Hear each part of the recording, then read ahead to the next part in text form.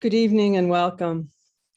It's my pleasure to welcome you to this exciting series of conversations with some of our most inspiring women at Imperial College London. I want to start by thanking Pinky Lilani and Marty Wickstrom for their continued support and for connecting us to this wonderful network of friends. Welcome to all of you. Welcome back to many of you and welcome to new friends. Imperial College London is indeed one of the world's greatest universities, focusing on science, engineering, medicine, business, and we have some 20,000 students and 8,000 staff pursuing the forefront of their fields. While many of our exciting research discoveries are in the news, we don't often get to know the amazing people behind these discoveries. We also make great connections between our research discoveries and our teaching, and we learn new things every day from the youngest members of our community. Thus, in this series, we decided to connect some of our breathtaking career moments with the ideas and aspirations of our younger colleagues and students. So thank you very much for joining us as we talk to these exciting women physicists today. We're in for a great ride because I'm sure everyone has some understanding of gravity, at least an intuition about what will happen if we let go of something and it heads for the floor. We might even have a basic memory of the equations describing the force of gravity on Earth. What you may be less aware of is the profound importance of gravity throughout the universe. The direct detection of gravitational waves in 2015 marked the beginning of a new era for science, where we are now able to hear the universe through new wavelengths through these waves. What do we actually know about gravity and how gravitational waves propagate? In this event, we'll discuss how gravitational waves can be used as a channel of communication with the secret dark components of our universe. So let me begin by introducing our luminaries. Professor Claudia de Rham is a professor of physics in the theoretical physics group. She joined Imperial in 2016 after an international career that led her to Cambridge, UK for her PhD, Canada for her postdoctoral work, before becoming an assistant professor at the University of Geneva in Switzerland, and later an assistant and associate professor in Case Western Reserve University in the US. Claudia's work lies at the interface between gravity, particle physics, and cosmology. With her group at Imperial, she develops and tests new models to answer fundamental questions of physics, such as the origin and evolution of the universe, its accelerated expansion, and the nature of gravity. These developments have been recognized by multiple awards and prizes. In 2020, she was named a Simons Investigator. She is also a winner of the Blavatnik Award for Young Scientists in the UK in 2020, recipient of the Adams Prize for Mathematics achievements in the field of cosmology in 2018, and a Royal Society Wolfson Research Merit Award in 2016. We are joined by one of Claudia's students. Heba Jemal is a second-year undergraduate student studying theoretical physics at the college. Whilst growing up in London, her favorite subject was maths, and as she began learning about science, her interest in physics grew. During the first year of her course, she has enjoyed extending her knowledge on familiar topics and learned to appreciate how complex the subject is and how much there is still yet to discover. Today, we will see how these impressive women have come to be the scientists they are today and where they are heading. Please send your questions in and our team will pull them together and we will try to answer them. So this is really a wonderful, wonderful evening. The two of you are more steeped in and a bit more interested in gravity than the average person, and you're discovering some really remarkable things. I think it'd be interesting for our audience to start by learning a bit more about what you do and how you came into the field. And perhaps there's an aha moment when you made your biggest discovery. So Claudia, I thought, could you start by telling us why gravity is important and how you became interested in it, and how important and different it is from what we may think from our experience. Yes, yeah, of course. Well, first of all, thank you so much for this very warm introduction, and thank you to all of you for joining us. I mean, to me, gravity is really such a fascinating phenomenon. We're all familiar with the concept of gravity. If I have an object, I let it go, it will fall down, which means it's been pulled towards the gravitational field of the Earth. And we understand gravity on Earth as being what keeps our feet firmly on the ground, or for instance, what pulls the Earth and the other planets in the solar system about the sun, as opposed to them just zooming past the sun. So they're really attracted by the sun and orbiting it. So we understand gravity on Earth and in the solar system and in the universe, but what really fascinates me about gravity is how universal it is. And I think this is beautiful. You feel gravity independently of your mass, of your size, of your color, of your charge. You can be anything. You can be a feather, you can be a hammer, you can be a planet, you can be a black hole, and you can be something as light as light itself, and still you feel the gravitational pull of the Earth, you feel the gravitational pull of anything else in the universe. So that means that you can never be shielded from gravity. It's always present, it's always there, everywhere in space and time. And to me, this is fascinating. I guess that's what really attracted me to gravity, is this universality of it. Now we understand gravity more and more, and throughout the past 4 centuries, we came such a long way in our understanding of gravity. And in the past century, from Einstein's description of gravity, his theory of general relativity, we understand that gravity affects even the way we experience the flow of time, the way we feel time. Our clock ticking is affected by gravity, and our perception of space.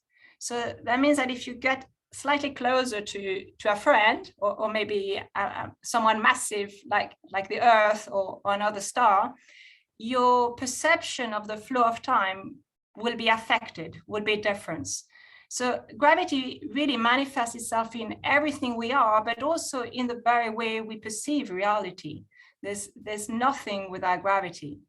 So can you help us understand how gravity can actually be a wave then? Yes, yeah. I think that's also very fascinating. Let me maybe share my screen for that, because I think we can, I can show you some, where is that? We think, this question is very interesting, because we think of gravity as something we really subject to, something we have no say about, which is static. So I don't know if you see this picture. This is probably a picture you've seen of gravity, where you have the Earth, and according to Einstein's notion of general relativity, the Earth bends the structure of space-time about it, and it's through this bending of space-time that we feel the gravitational pull of the Earth. You may have heard these words, but they seem very rigid. It seems like we have no say in the process. And actually, the beauty is that the very structure of space-time is very dynamical. Let me just go in a little journey here. If I were to zoom in the very structure of space-time, you'll see that there's very tiny fluctuations in that structure of space-time. There's like little waves.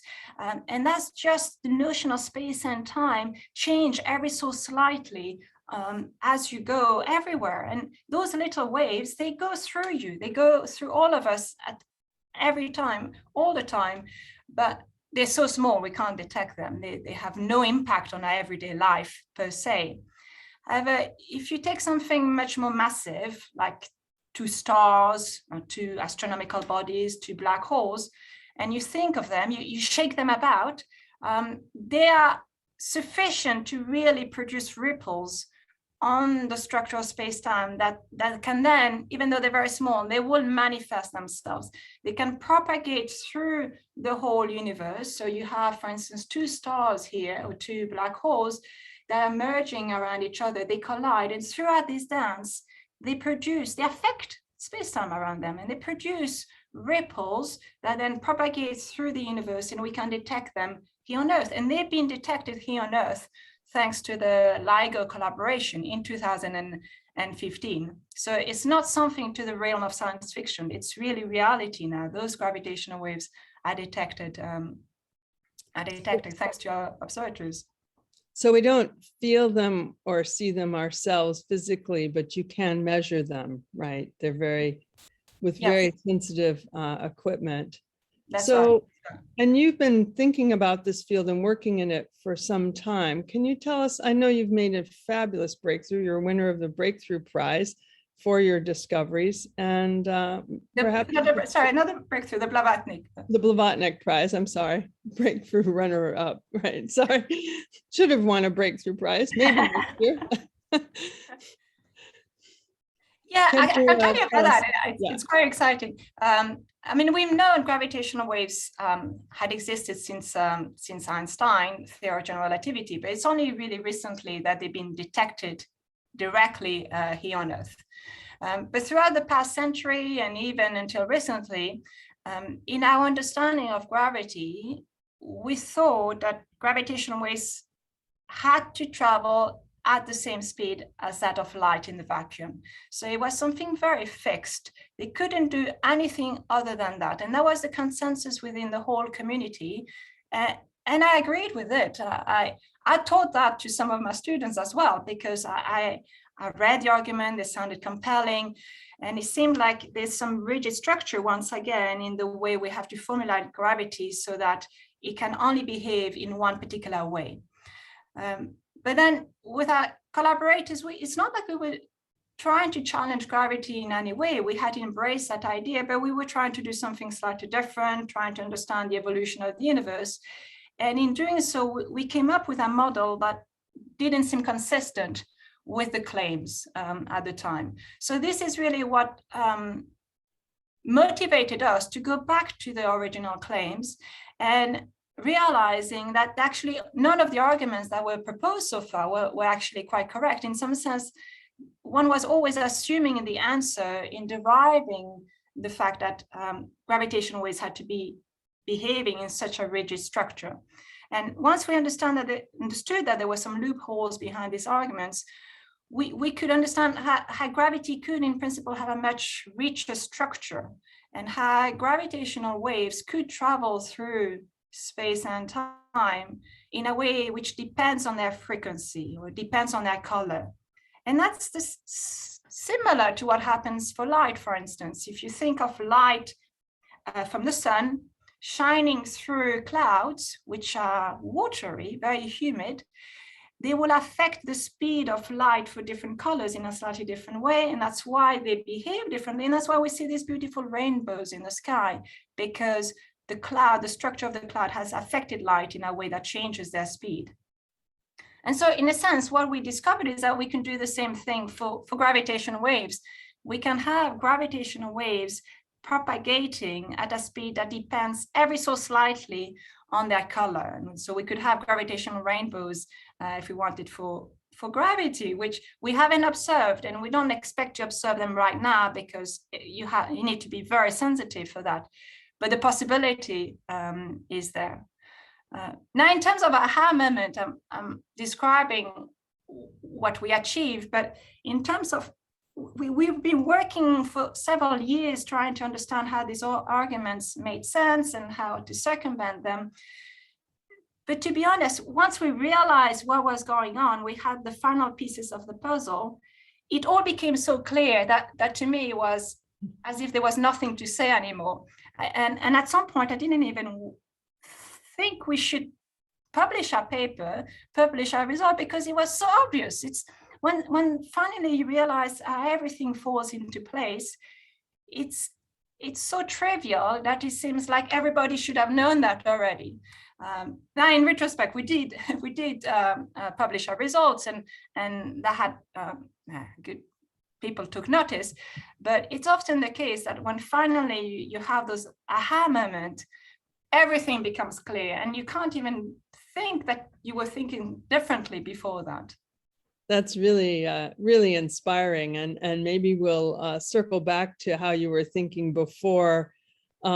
It's fabulous to think about gravitational rainbows and how you might measure them. How are we measuring gravitational waves today? Yeah, I mean, how the way we measure gravitational waves today is also a fascinating story, because the idea behind it's through interferometer that are depicted before, those interferometer that allows for direct detection of gravitation on Earth. The idea behind them really dates back from the 1880s, but the technology has dramatically evolved, of course. But originally, it was in 1887, Michelson and Morley designed an experiment in the basement of Michelson lab. And at the time, they were not after gravitational waves. They were after trying to understand whether the speed of light was always the same along every direction. So at the time, it was before special relativity, it was before general relativity. And the idea was, if you are sitting on Earth and the Earth is spinning about itself and orbiting the sun, then we are moving in the solar system, for instance. Now, if you're trying to measure the speed of light with respect to yourself, at the time, people thought that that speed should depend on the direction you measure it, because it should depend on your own speed. And so Michelson and Morley designed this interferometer, which was really just a tabletop experiment. I can show you, because it's really quite amusing how small it was. Let me show it here. So here on the top left is a replica of the experiment, but it's to scale. It's really small. It's something they had in their own basement. It's just like 1 meter long across. And the idea of this interferometer, I can show you in that movie, is to take a beam of light and then throw it through a mirror, through a spectrum, to separate it into two, and have two orthogonal directions traveling, hitting a mirror, and then recombining back at some point. Now, if they travel exactly at the same speed, both beams, and they travel exactly the same distance, they will recombine exactly at the same time, and they will be in phase. They will add up constructively. So you would have a particular pattern of signal in here.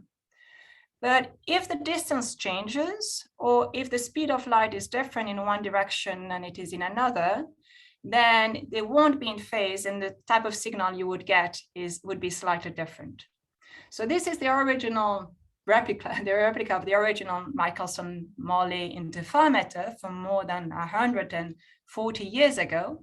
But the same idea is now used into the detection of gravitational waves. So what they measured at the time was within a resolution of about 1%, and that was sufficient for them to conclude that the speed of light had to be the same in every direction. So no matter how fast you are moving with respect to light, it seems like the speed of light is the same in every direction, everywhere.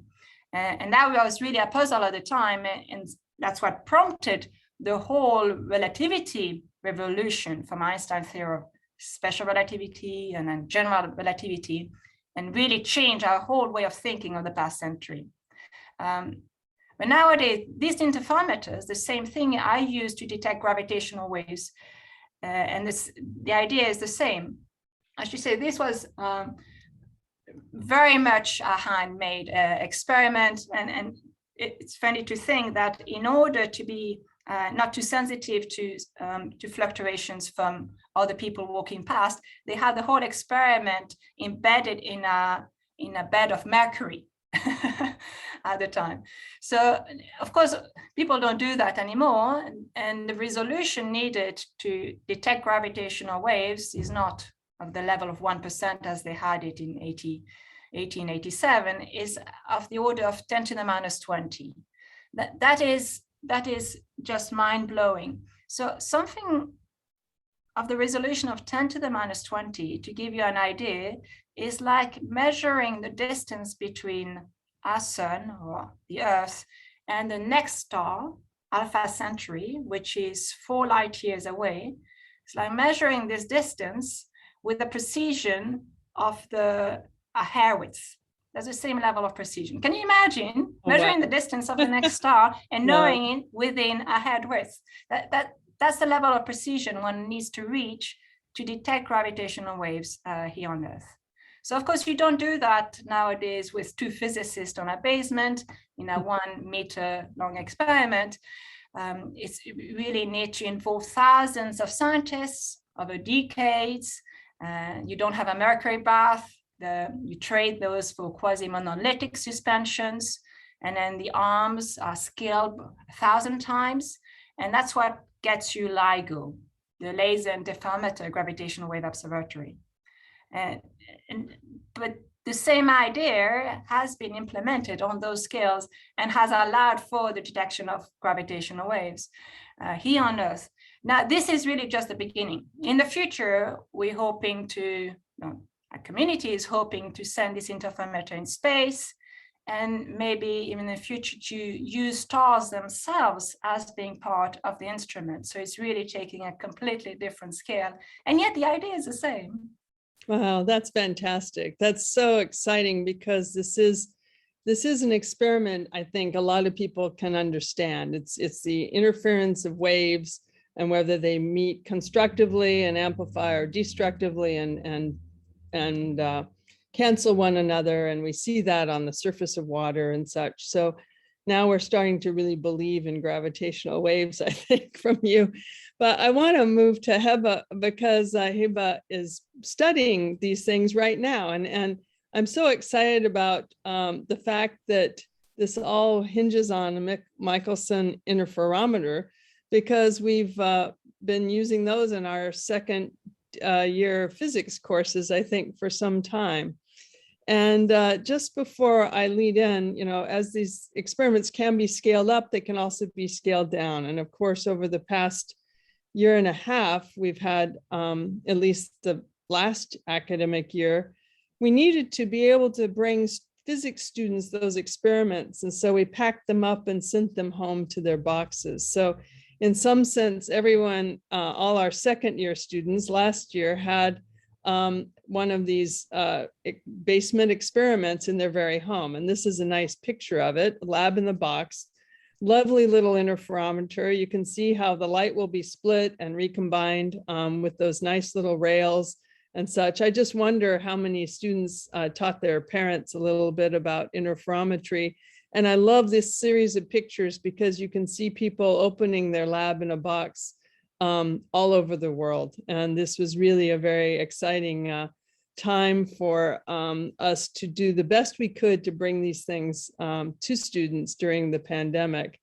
But Heba, let me start by talking to you about what you're learning in physics, and what led you first of all to want to study physics, and what have your early experiences been? And we just heard Claudia say that she actually used to lecture to students about something that she no longer believes. So I guess we have to keep an open mind that physics may be changing over the years.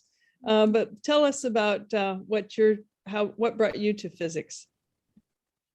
So first of all, I feel like I have quite a different experience. So originally I wasn't even really considering to do physics as a degree.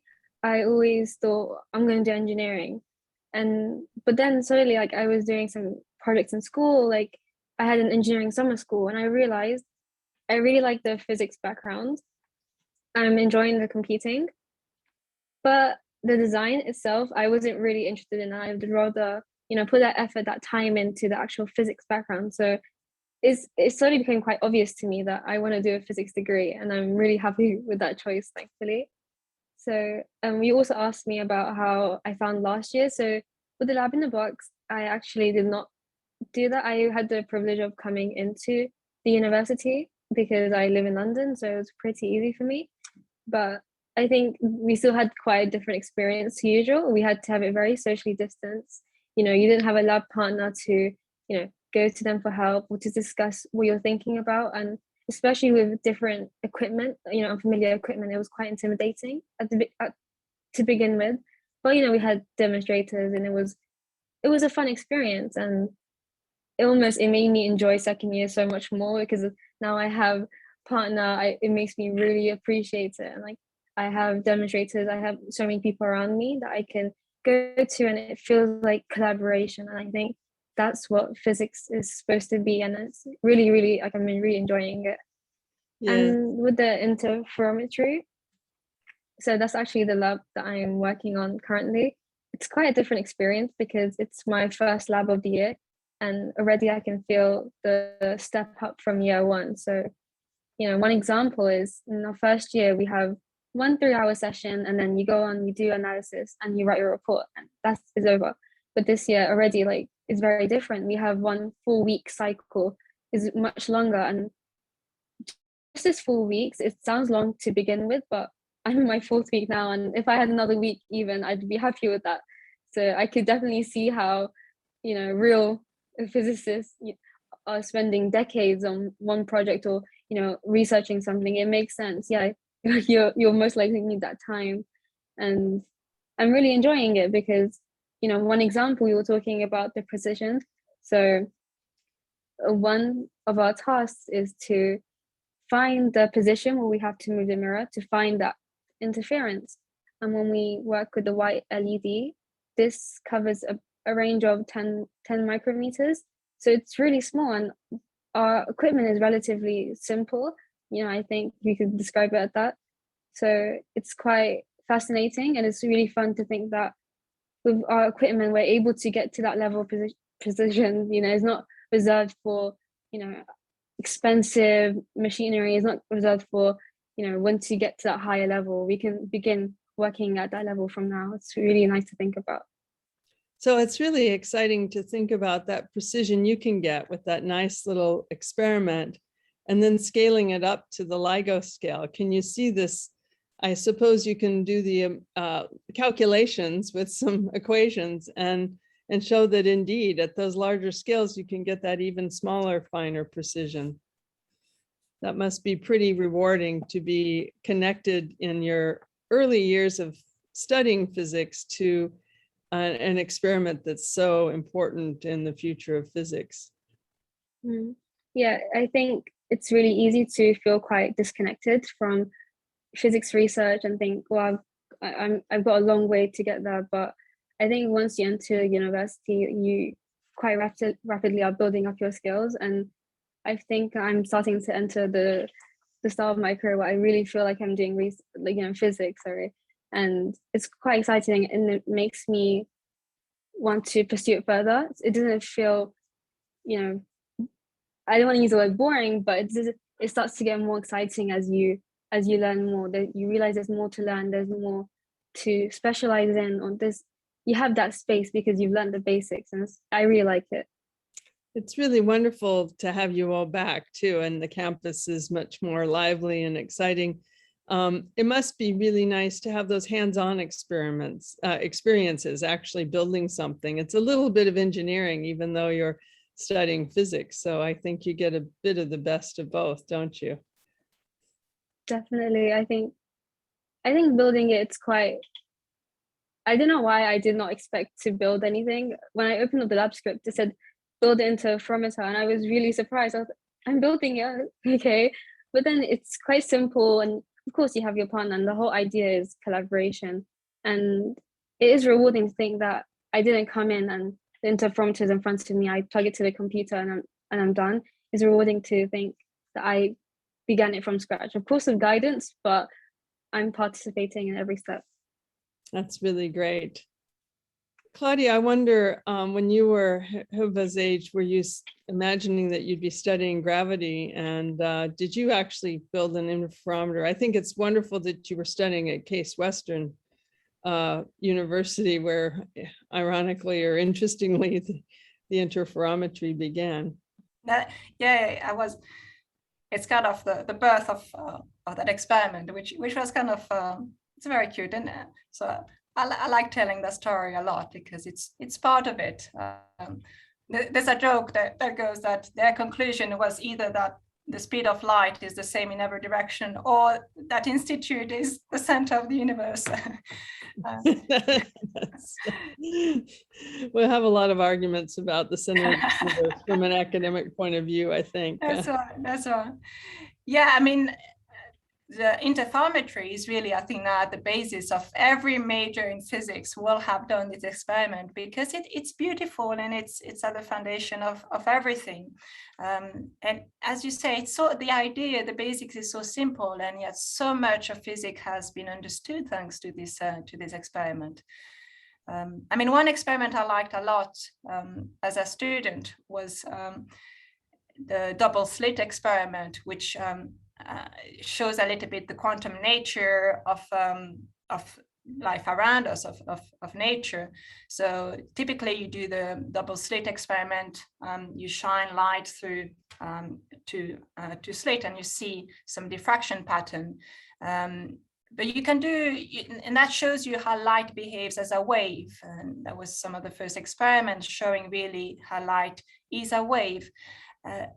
The nice thing is that you can do that experiment with anything else, actually. You can do that experiment with the electron, with other particles, and you see that to some extent they do behave as wave as well. And then if we had scaled the experiment sufficiently, ourselves, we would behave as waves as well. And I think, Heba, you had done those results, right? You have done the double slit experiment.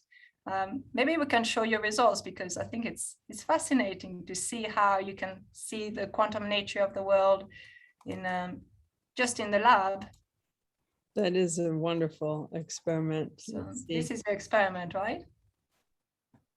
Yep, so this is an experiment that my partner and I conducted in our first year. So it's great to know that even from first year, you get to, experiment with, I'm sure that a lot of people have heard of the double slit. I know that I began studying it in my A levels. So it's nice to actually be able to experiment it for yourself and justify, what the experiment is. Can you tell us what size slits or how far apart they need to be for this to work, roughly?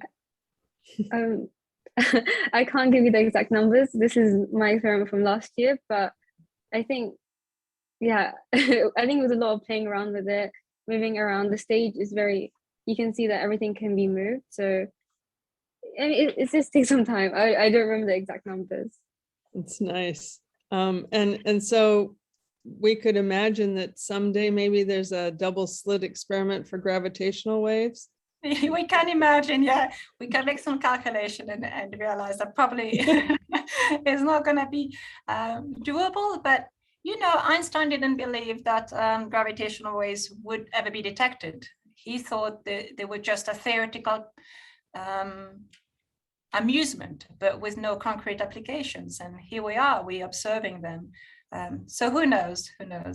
Aren't there good seasons for seeing gravitational waves when we had a bunch of black holes colliding? I remember seeing in the news, and I thought of you.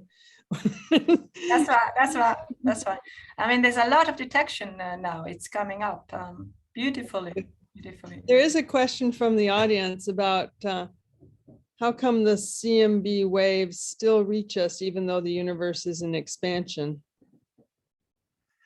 Yeah, that's a good question. So the universe is not only in expansion, and that would be okay. It's the expansion is actually accelerating. So you imagine if it goes faster and faster, then at some point light won't be able to reach us anymore. But for the CMB, for the light from the period of last scattering, so it's light from the very early universe, is still at a distance that we can see it. We have just an observable universe, which is a little bit bigger than the distance from which those photons from the CMB are coming to us. The universe is a little bit bigger. Our observable universe is a little bit bigger than that. But you can imagine, indeed, the universe at some point maybe expanding at such a fast accelerated rate that you may not be able to see past that. I don't know if that's going to happen, but you can imagine. Yeah. Yes, that's interesting. It puts a sort of an outer limit on how far out we can see, I suppose. That's right. Exactly. Yes. That's right. So even though we think of the universe as being infinite in size, there's only ever a finite region of the universe that we can see, because past that, the universe is expanding and accelerated so fast that light coming from those regions of the universe doesn't travel fast enough to reach us.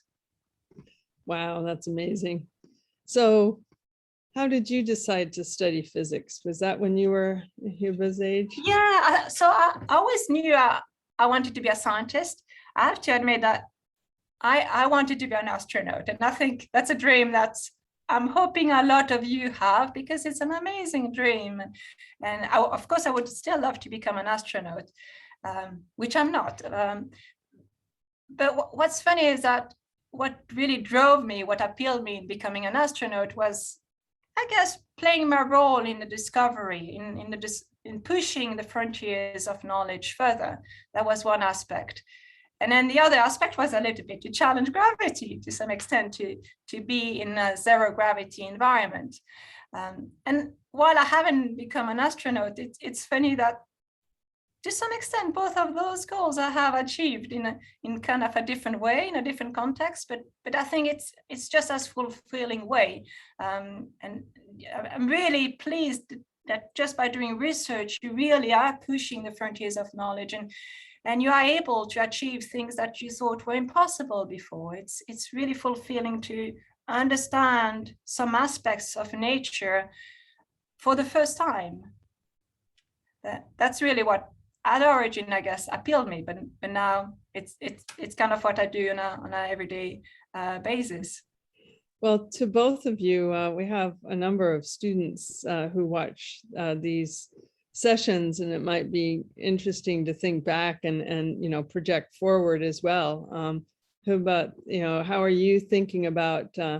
You have a wonderful tutor and professor in Claudia, and this work is so inspiring. What do you think about, and how do you look towards the future?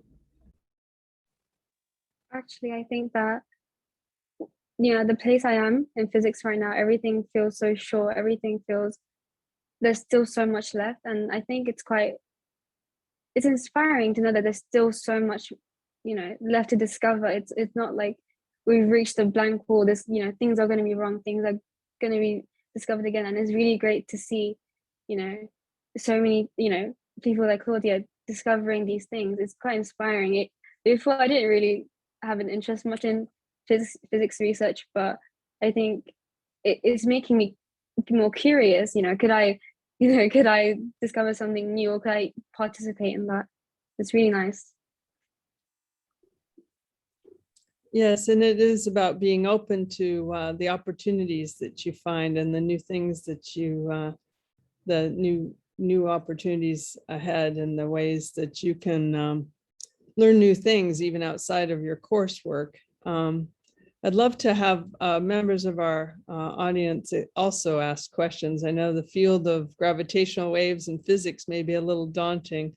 I do have a question here from Sajeda. Do you think that the STEM field is becoming more inclusive in terms of race, gender, and sexuality, or do you think there's still a long way to go? STEM in general, I guess, physics. Yeah, I think it would be, Heba, you should definitely chip in as well. Yeah, particularly I think physics and theoretical physics, which are in, has been traditionally a very underrepresented field.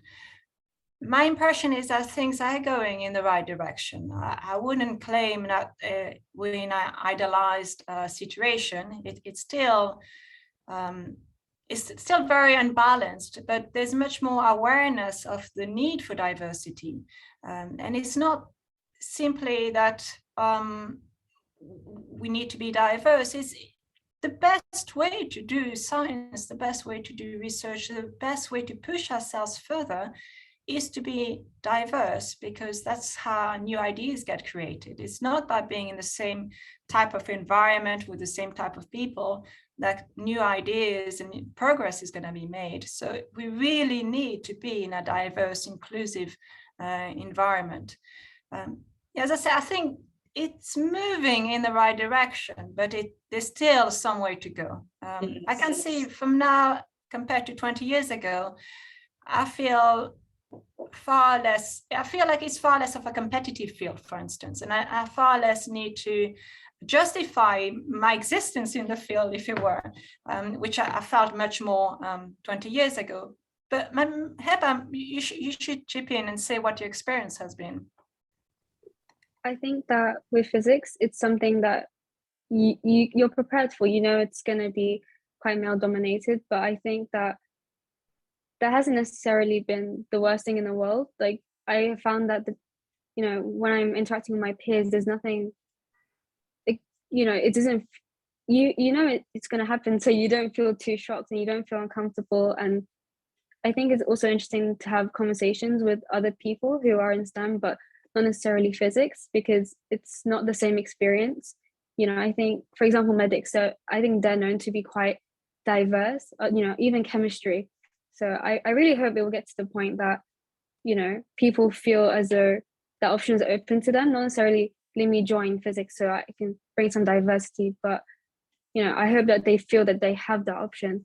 People of color, people of different religions, people of different genders. It's really important, I think. Yeah, I think that's wonderful. You mentioned your lab partner, and you've mentioned collaborations, and it really is bringing together people with diverse backgrounds who think about things a bit differently. And that is where real creativity comes. And I'm pleased to hear that perhaps it's moving in that direction to be even more collaborative and more open to working with different people. And by all means, by people in different fields as well. There's some great discoveries come from having a chat one day with a medic and having a physics idea that transcends into medicine, and a medical idea that brings you to understand something in physics. So I think that's really exciting, and I hope that you can get all you can out of our time at Imperial. I'm glad we're back live together. We have a question from the audience about how can we think of the gravitational potential that holds the Earth in orbit around the sun as a gravitational wave. Claudia, maybe there's some scales or something that can help us put that into perspective. Those waves you showed in the image looked fairly dramatic. Yeah, those waves are more to provoke you, to show you that it's dynamical. Those little waves, if they are present, if they are real, they are not the one that would explain how the Earth is pulled towards the sun, for instance. But you can, to some extent, think about it in this way. Just imagining if you have two objects and they exert a force on each other, this force needs to be communicated in some way. And that communication is actually through what we call virtual, because we can't catch them. So it's not something we will observe in our gravitational wave observatories, for instance. It's not something we will detect exactly, but the force is mediated, is communicated between the two objects through virtual gravitational waves. And this is the channel of communication for the gravitational force. So, and this is really what bothered Newton to start with. In Newton's force of gravity, everything is very static. So you have the sun, which has a gravitational field, and it's instantaneous. As soon as the Earth is there, as soon as the sun is there, instantaneously, it creates a force on the Earth. But we know that this cannot happen. Things have to take time to manifest themselves. So if we have the sun, it must take a little bit of time, not a lot, but a little bit of time for the presence of the sun to communicate its presence to the Earth, and for the Earth to realize that it's been attracted by the sun, and vice versa, actually. And so this communication, it's really a dance which is made through gravitational waves, which are virtual, because we can't really detect them directly. You have to think of that more at the quantum level. But still, that is the one way you can think about it. That's great. Claire says, many thanks for a fascinating discussion. Please, could I ask how the latest ideas on dark matter affect your thinking on current beliefs on gravity? Yeah, so there's dark matter and there's dark energy. Those are two dark components of the universe, and some of our research is really trying to understand whether, for instance, through the detection of gravitational waves, we have new ways to probe the dark components of the universe. We know the universe is filled with some other stuff which is not us, which is, by us, I'm being quite inclusive, is not matter, it's not stars, it's not anything that we know, anything that we can probe. It's not anything like what we know at all. But we know from the way the force of gravity is exerting its attraction on stars, on the edge of galaxies. We know how stars are receding away from us. We know, we have a good insight on the fact that the universe must be filled with other stuff, some dark matter, some dark energy. We know as well, because they're dark, the fact that they're dark means that we can never detect them through light. We don't communicate with them directly through light. We only communicate with them through gravity. We see them through gravity. And so if there's any chance of getting more information about them is through gravity, and particularly through gravitational waves, for instance. And that already has some significant impact since the direct detection of gravitational waves in 2015.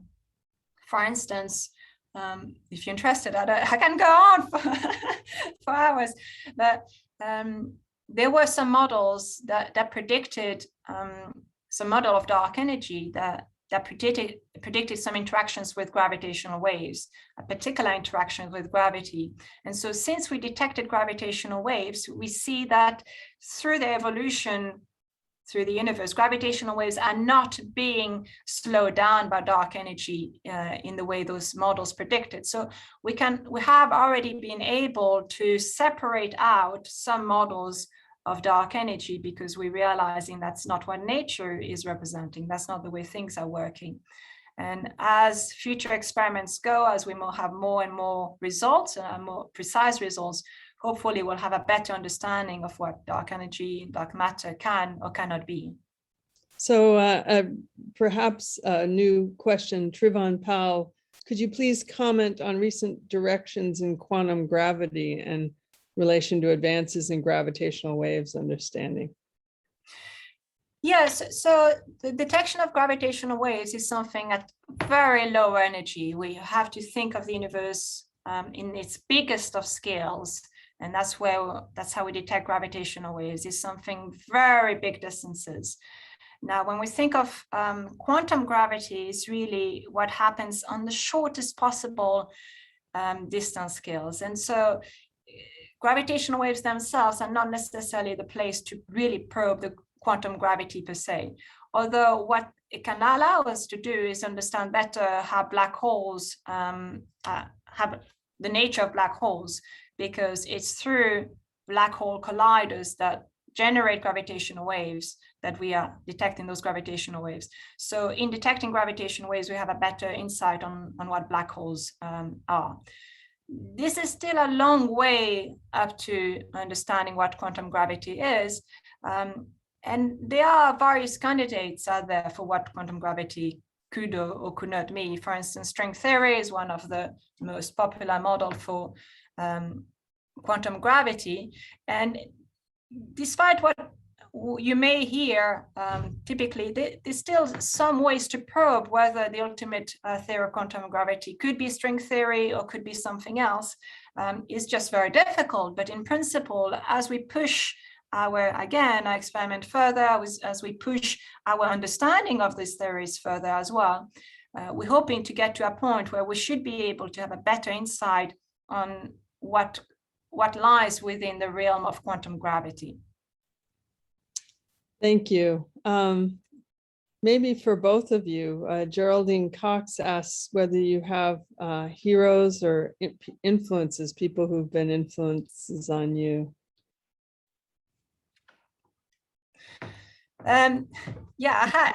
For me, Stephen Hawking has been such an influence from the spiritual sense, I guess. I haven't worked directly with him, but just seeing this self-motivation, I think, is really inspiring.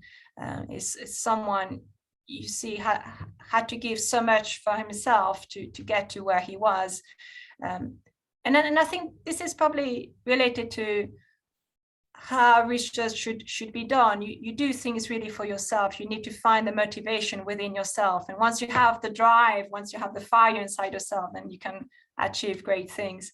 It's really inspiring, everything he's been able to do, how much he's been able to push standard understanding, particularly in his condition. Yes, very inspiring. Heba, influences, heroes? I don't think I can think of someone I can name off the top of my head, but I think that, and with the idea of heroes and kind of what inspires you to keep going, I think it really makes me think about comparing my first year and second year. I think when you're in education and when you're surrounded by so many people, so many academics and other students, there's a massive difference in your own, I found that there's a massive difference in how you interact with your education and how it becomes much more fun because of the collaboration rather than, I'm learning, I have to do this. I think it's not really the question, but, I think.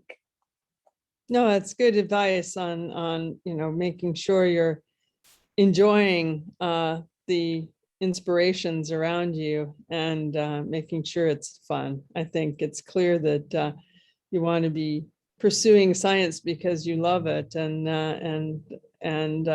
I think that we should find ways to make sure young people can see that and can open up to loving science. And also for some of our audience members, I might ask if either of you have resources for learning more physics and understanding anything you saw when you were younger, or things you'd read, or videos to watch, or things you'd suggest for people interested in learning more about this. So I would say what's really important in understanding physics or learning more is to talk with others. If you think you understand something, then try to share that with someone, and then you'll realize what you understand and what more there is to do. And if you don't understand something, just ask someone, and you'll see that just by communicating with someone, by sharing, there's so much more everybody gains. I mean, in terms of resources nowadays, I think we're getting very lucky in the amount of resources that is freely available online. Perhaps what is difficult is to sort out what is rigorous and what is accepted to what is more someone specific's opinion. I mean, I could emphasize, for instance, the Simon Foundation has a quantum magazine, which is freely accessible online, and it gives you the state of the art on really a wide range of topics. It can go from mathematics, biology, computer science, physics. Is by state of the art researchers. It gives you a very accessible overview of what's going on, and it's all free access online. So I think that's an amazing resources that is just at the tip of a finger.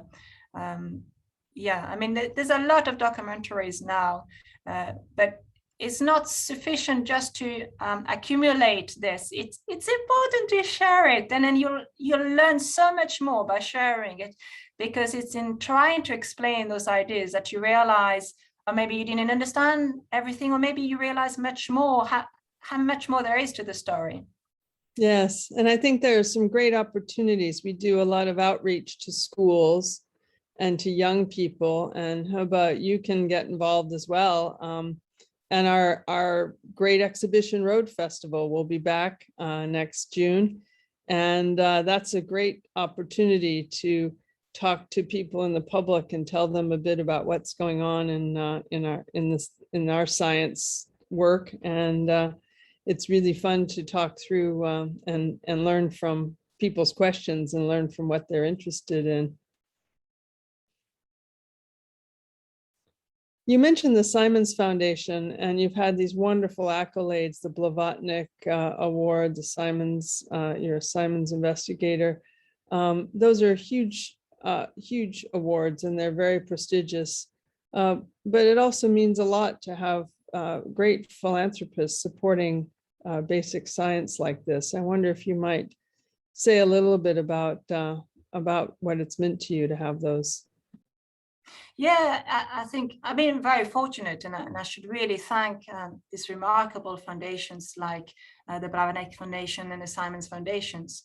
I have to admit that I was surprised when I heard that I got, for instance, the Blavatnik Prize for research, which is really fundamental research. It's really blue skies research. And for me, there's no doubt that the type of research that I do, that we do in our field, will have an impact in our future lives in more ways than I can even anticipate. But what is true is that right now I can't be concrete about it. I can't tell you it's going to solve this specific problem. And in our world like today, which is at a crisis, I think it's remarkable that there are philanthropists out there which are really thinking about not only the crisis that we stand at the moment, but the long term, the really very long term, where we know that the applications of our research will be there for the next generations, but not for our own. So it's really for the future. And so they don't really not only allow for really remarkable breakthrough, but they really allow for it to happen in the future. It's really for the future of mankind to some extent. And so they allow for this type of research to take place, but also they allow to make contact with, as we mentioned before, more underrepresented part of our societies. For instance, the Science Sandbox from the Simons Foundations, it really allows to establish contact with some underrepresented part of the community and to show that we can all unlock our scientific thinking. And that's not only important if you're interested in science per se, but it's important in just decision making. It's important in understanding how our society can be thinking in a more scientific way, even if you're not interested in science per se. So they are really at the basis of what we need for our society. I think it is remarkable that there are people out there committed to those endeavors. Yes. Well, thank you. It's really inspiring to hear what you've been doing and to make that connection between our students and what they're studying in their laboratories. And, again, an experiment that may have been just a fundamental experiment 120 years ago on interferometry is hugely important for many applications today that they didn't foresee at the time. So I'm sure we have a lot ahead. I just want to thank Claudia and Heba for giving us insights into their research and their what motivates them. And I want to thank everyone for joining us today. We will continue our current and future luminaries series in the new year, and I look forward to seeing you all then, and wish you a great end of the year. So thanks very much. Thanks, Heba. Thanks, Claudia. Thank you. Thanks. Thank you. Bye.